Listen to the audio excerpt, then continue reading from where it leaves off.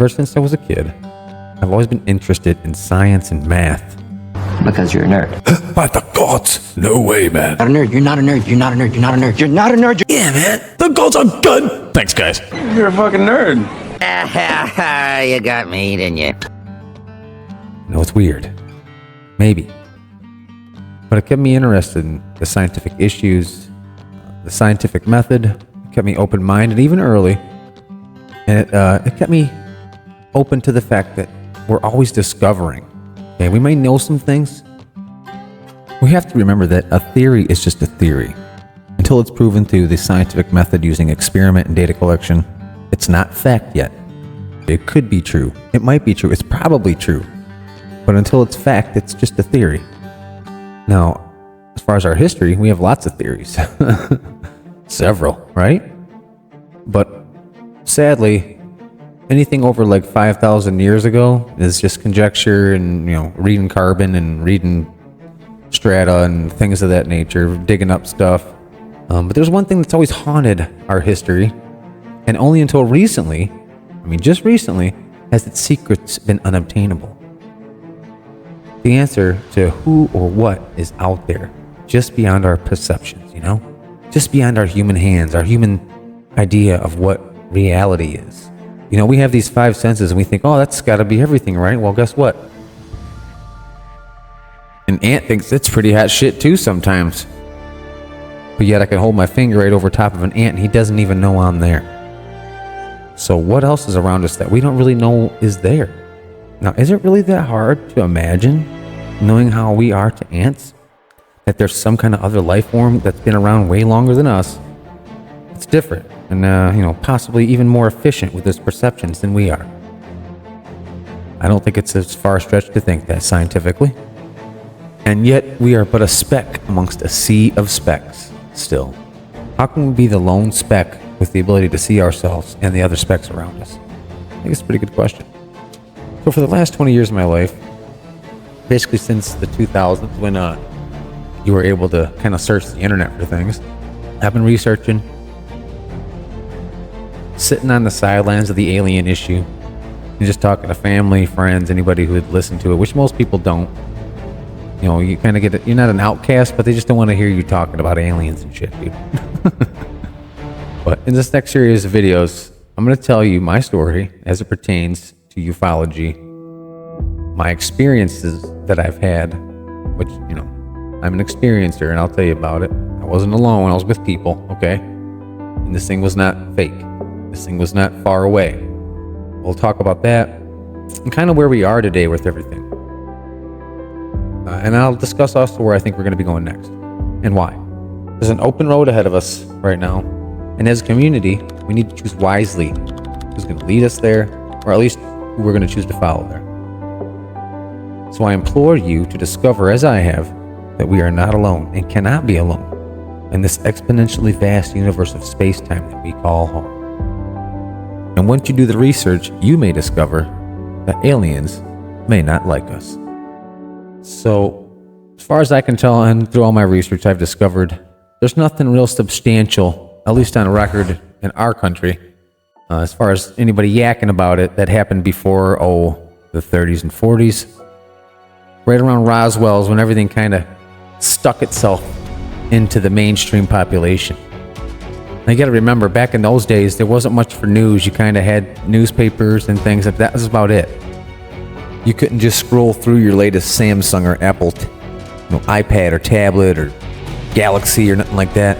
You actually had to go down, get yourself a coin, stick it in the machine, pull this thing open, and get them paper out. And sometimes, if you were lucky, the guy would have them out and you could just buy them right off. You didn't have to fuck with them fang-dangled old machines. There was no big Channel 4 catch the weather tonight type shit. There was none of that going on. So back then, whatever you got, you saw in the paper. The media machine was slow back then, so it took a while to catch mistakes. Even the military took a while. They only took like one day in Roswell to get that thing turned around. But by then, it was too late. But ever since then, everything's kind of been mainstream. Now, when I was younger, all these things interested me. Back then, when you were little, you couldn't get much for as far as something to read. And as a kid, obviously, You know, what are you going to do as a kid? Go to the library? You're going to just find old research stuff that, you know, I ended up reading when I was a teenager. Just, you know, simple stuff. All the books about Project Blue Book and its mysteries and everything surrounding that. Majestic 12, all that stuff was kind of back there to read when you were younger. But there was really nothing you could do about it. You can make a YouTube channel. You can call your senator. They're starting to listen to that now. You can report to MUFON, which I have. You can research anything you want and make some decisions for yourself as well. There's so much more than there used to be. Now you got some names that I'm going to drop so I can tell you a little bit more about my research by telling you the names I know and a little bit about them. I figure they're the best place to start. So let me get to this list here that I made. And this isn't an extensive list. It's just something I kind of threw together while I was sitting here. And it's in no real order. But you need to know something. There's a paradigm right now, scientifically. Now this isn't really necessarily about the UFOs. This is just about space itself. A long time ago, there was a guy called Galileo. He said something they didn't like. They made his ass sit in his fucking house forever. Okay? That's what the establishment in charge will do to you.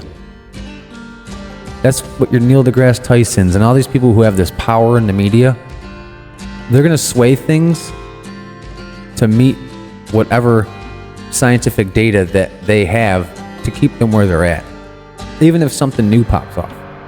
Even if something controversial pops off. And trust me, when it does, all you get is snickers, sneers. It gets made fun of. It's not the mainstream. It's not their stream, so it's not the right stream. Cancel culture has gotten so deep with things that it's just kind of gotten out of hand. I think we're in a state of 911 here, folks.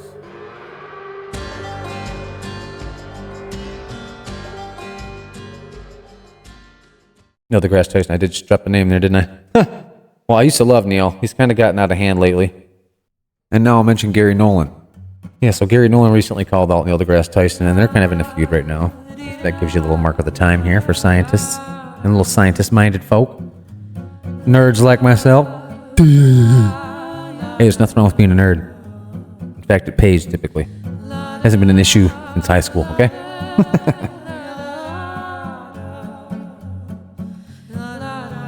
So if you really want to know what's going on with the universe, I think you need to start thinking a little bit electrically, not so much gravitationally.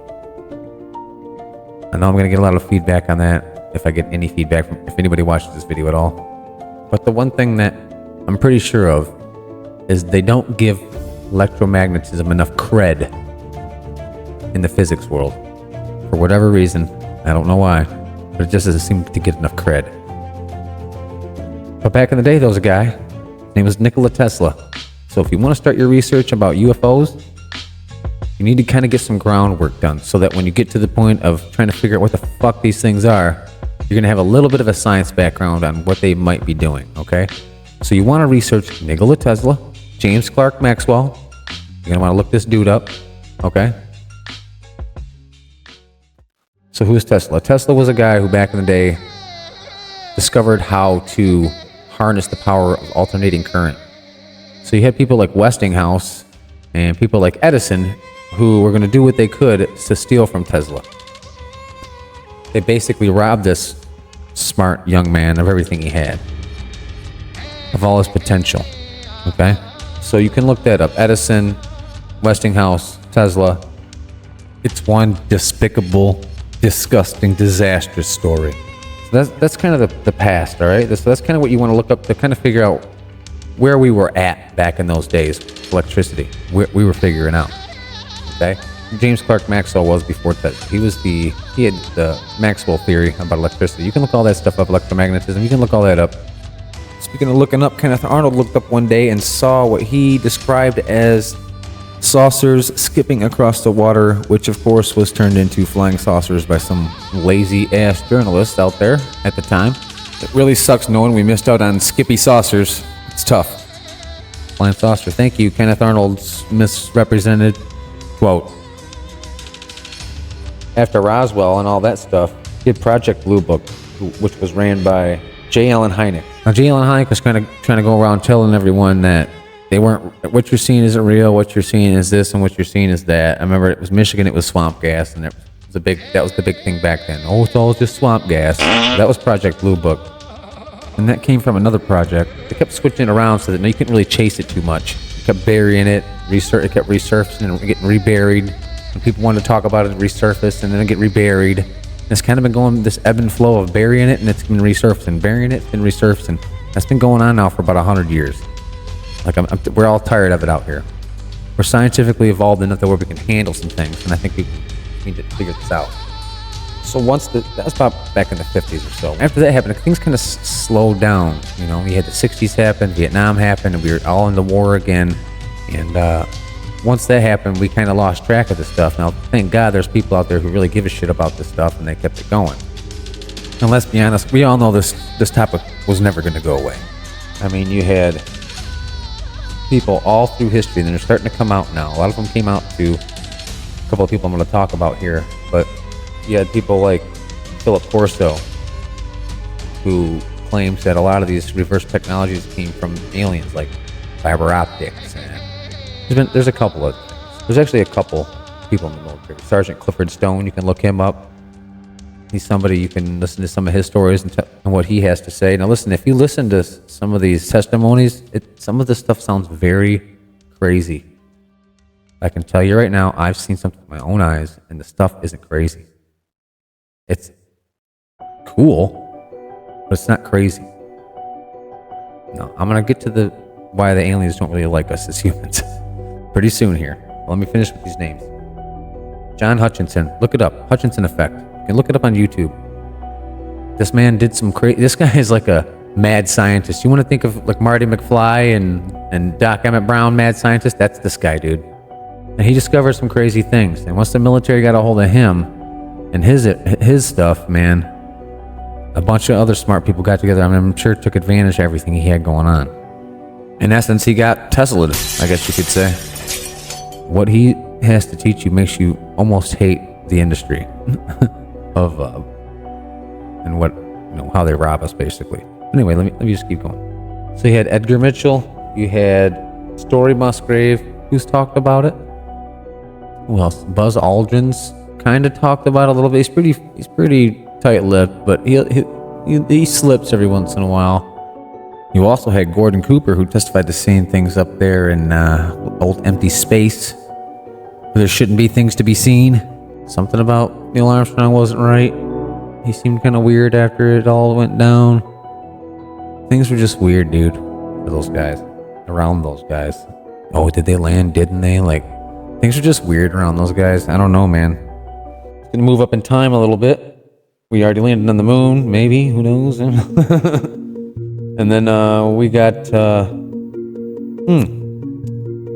That's when you get people like Alton Arp.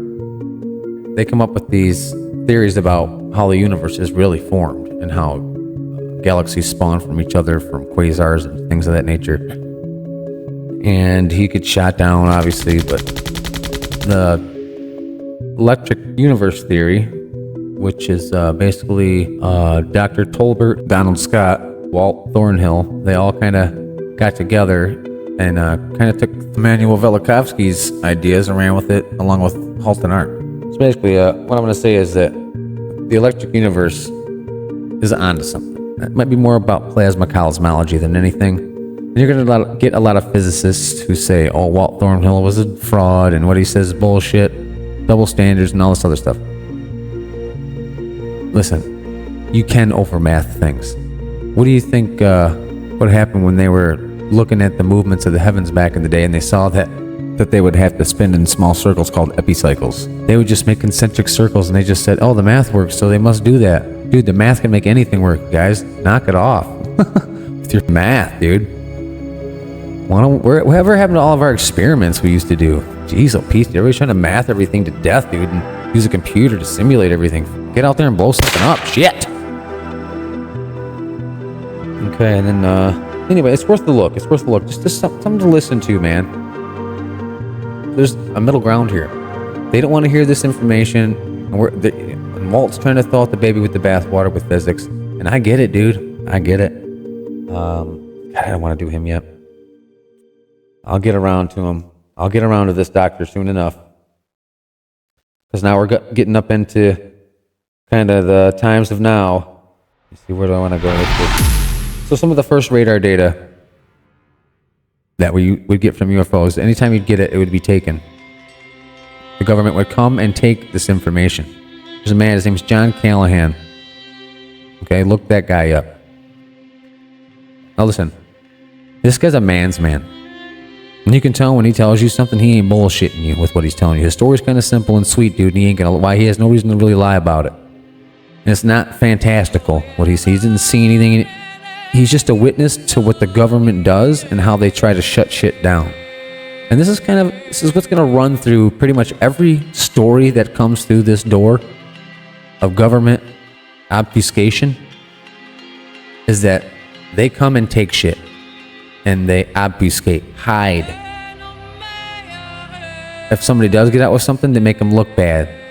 They adjust their history, so when you go to look them up, you'll say, hey, he never went to school there, or he never worked there, or that wasn't what his first wife's name was, or whatever the case may be. They're going to make it so when people try to see, try to check your background, you're going to look like a fucking liar and you're going to be discredited right away. The problem is, they own all that information too. They have access to all of it. They can change all of it. They can go in, the government can go in the government stuff.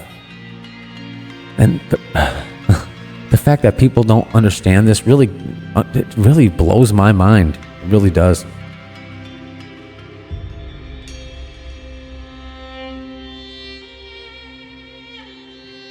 There's a couple old instances, very famous, well documented, multiple witnesses. One case I'm going to mention more than the other, but the first one I'll mention is one that I honestly didn't care to hear about. It was to me it seemed kind of boring and weird, and it was a pretty simple story, but the Shag Harbor incident.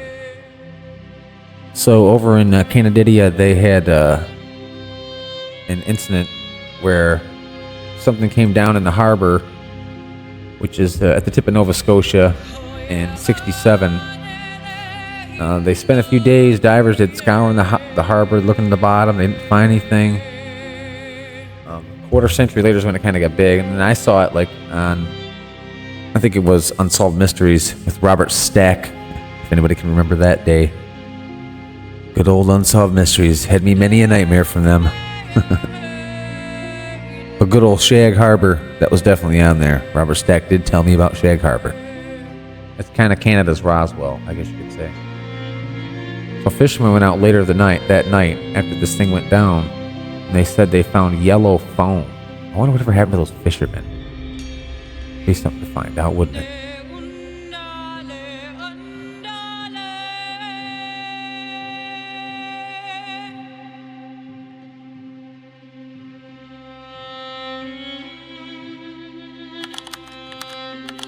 Yeah, the Rendlesham Forest incident was, part of it was tape recorded. One of the head officers there, actually the one who was in charge, actually had his tape recorder that he said he always kept on him in his pocket. He had it and he used it that night. There are several officers with several stories. One of them actually touched the vehicle. I mean, it's a crazy story. If you've never heard it, check it out. It's old. It's an old story. But the fact that those are some of the stories that leaked, and I think a lot of these leaks from back in the day happened because it either happened because so many people leaked it that they couldn't contain it, or they wanted you to hear about it. Because remember, this is the government here. We're dealing with chess, not checkers when you're talking about the government. They don't play games. They want, and when it comes to this stuff, if they don't want you to know, you ain't knowing. Not much. It's just going to be whispers and conjecture. It's just recently in the last 10 years that they've put stuff out. The government has actually put it out for you to see. Like, no, it wasn't, no, we don't know, no, we don't know, no, we don't have nothing, no, we don't have nothing. It was, yeah, we don't know and we have something. We want to show you what it is. And it's just a little piece, man. It's like one of a gajillion pieces of evidence that they've got locked up. And that's what I want to talk about next is, what are we going to do now? Like, where are we at? Well, we have Lou Elizondo. We have Leslie Keane, who actually put the stories out that they released back in 2015 or 2017. Yeah, I think it was 2017. What the hell do I know? When they released those videos just recently, the military within the last handful of years, she's the one who kind of dropped the story, and it was oddly the New York Times that picked it up. So things already seemed weird. And then you have Hal Puthoff, Tom DeLonge, and all the Academy to the Stars fellas. And remember, Puthoff's one of those dudes that was working with the remote viewing projects they had going back in the early days, back when LSD was cool.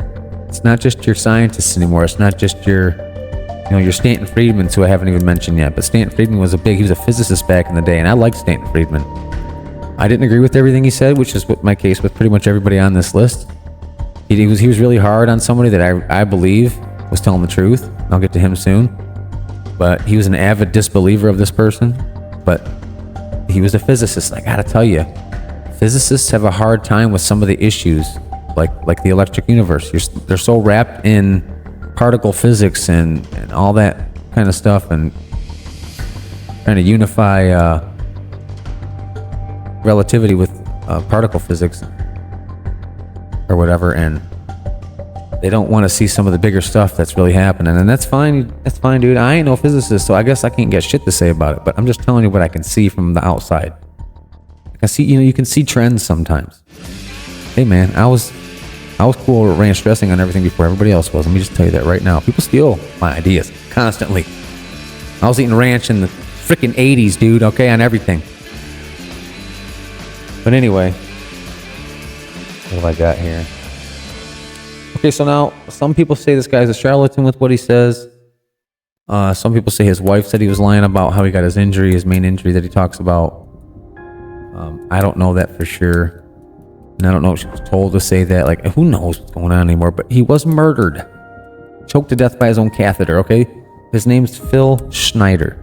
He was a geologist, and he helped build those deep underground military bases back in the 70s. Said he got in a fight with a bunch of aliens. He said a bunch of military died that day fighting him underground. He said it was gray aliens, and he shot them. Shot one of them, or two of them.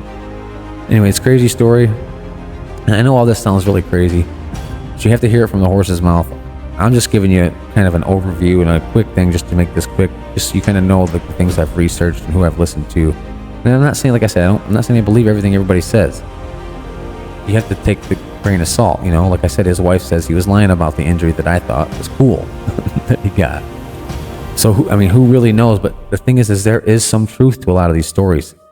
They can't all be made up.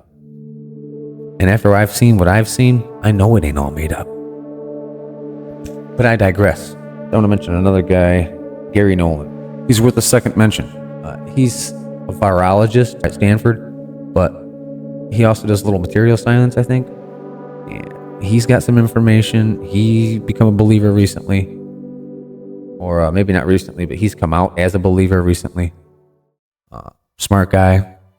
He's the guy who's kind of attacking Neil deGrasse Tyson right now. I don't even think I've heard anything back from Neil about it. Shh. He says Neil deGrasse Tyson should give back his degree. But,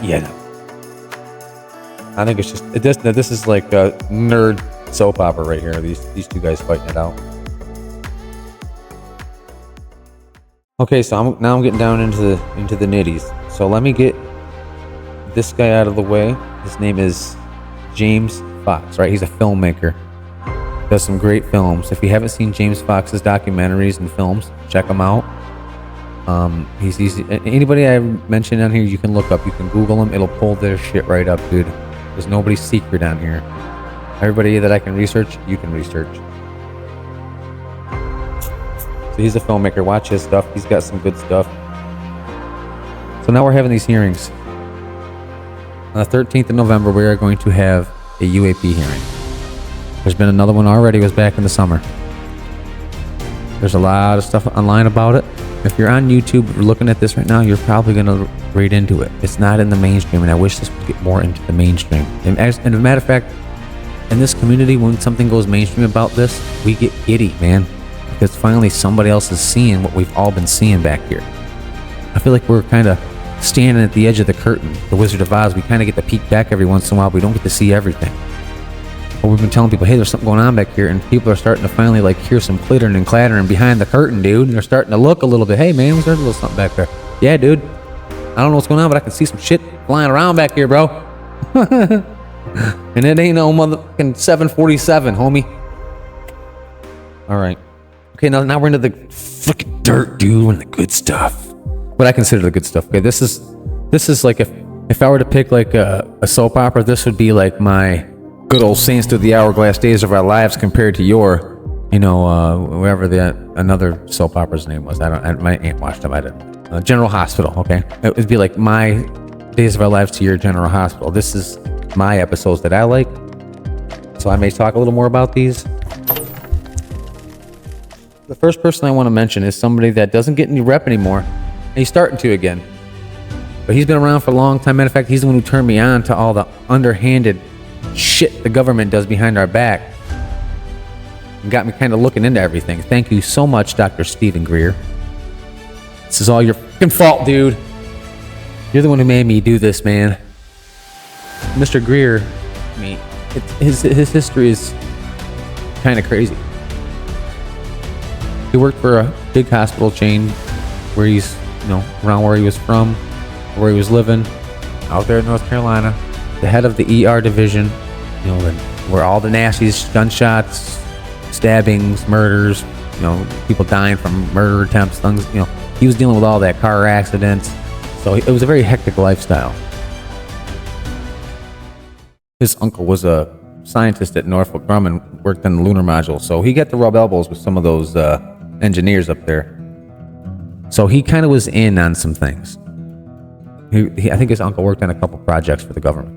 And over time, he got to know them, and he ended up somehow falling into this category of UAP. Now, he says he had things happen to him when he was a kid as far as like abduction type stuff, but you can go look at his history.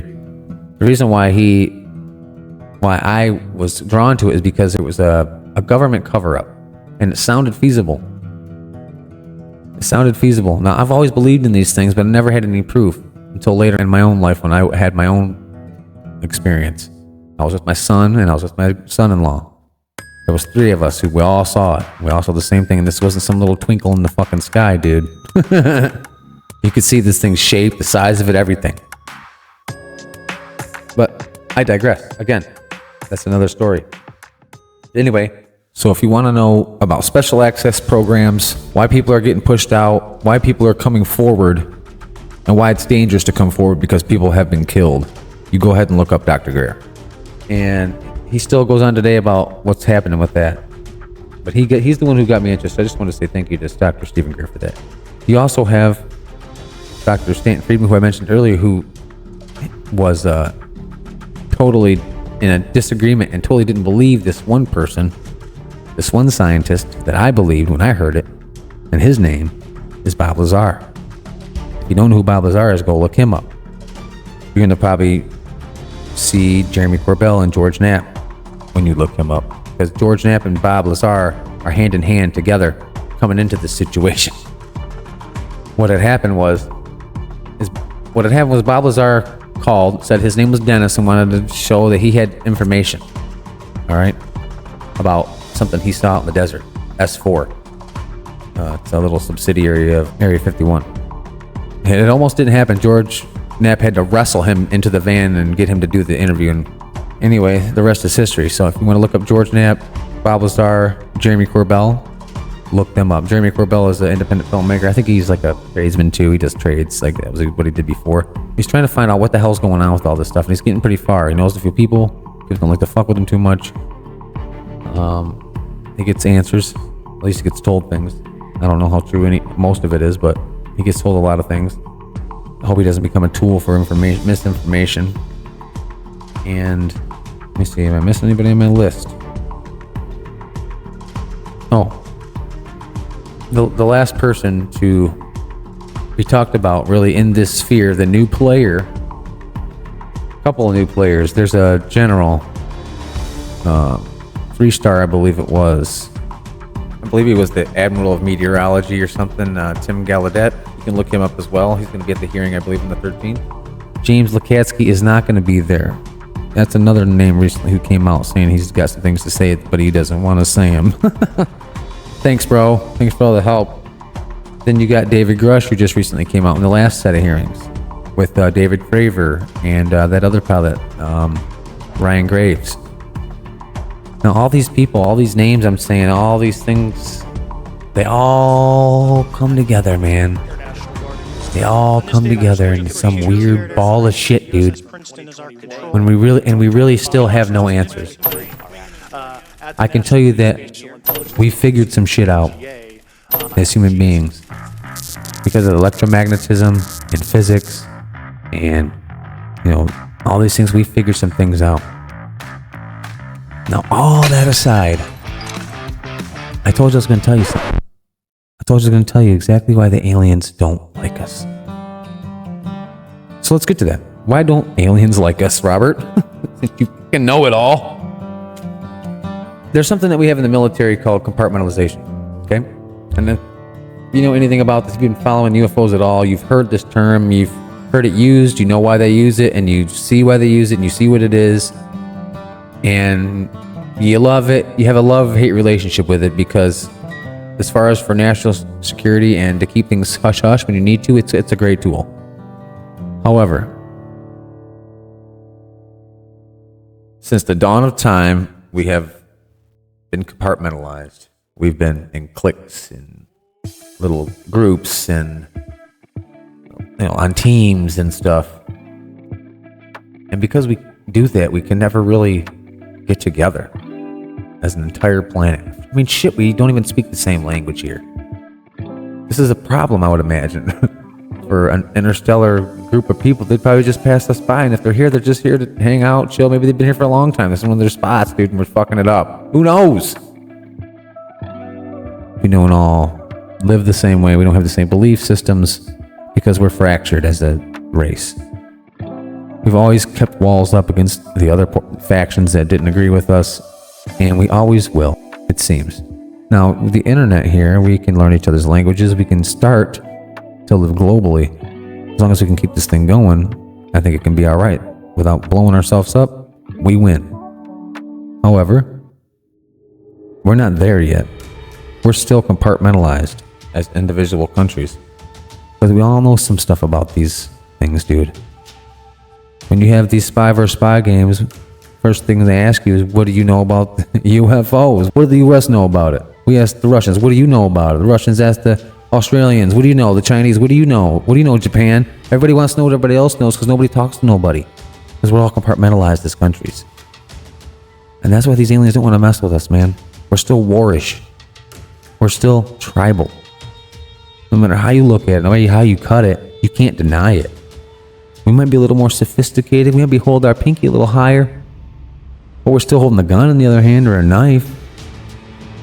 Or at least a bat, something to defend ourselves, because we know somebody's going to come after us, because there's things called psychopaths in this world. Okay?